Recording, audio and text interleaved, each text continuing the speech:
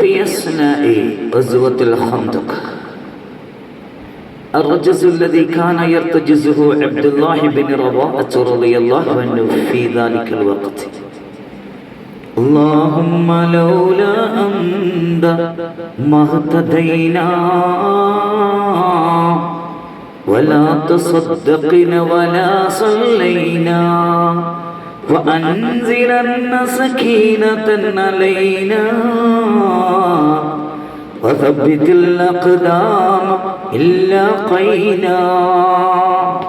ഹിജ്റ 8-ാം വർഷം മുഅ്തരണാങ്കളത്തിൽ ഷഹീദായ ഒരു സ്വഹാബിയാണ് അബ്ദുല്ലാഹി ഇബ്നു റവാഅത്ത് റളിയല്ലാഹു അൻഹു. മദീനയിൽ വെച്ച് മുസ്അബ് ബിൻ ഉമൈർ റളിയല്ലാഹു അൻഹുവിന്റെ ഖുർആൻ പാരായണം കേട്ട് ഇസ്ലാമിലേക്ക് വന്ന അബ്ദുല്ലാഹി ഇബ്നു റവാഅത്ത് റളിയല്ലാഹു അൻഹു ഹന്തക്കിന്റെ യുദ്ധവേളയിൽ പാടിയ വരികളാണ് ഞാൻ ചൊല്ലിയത്.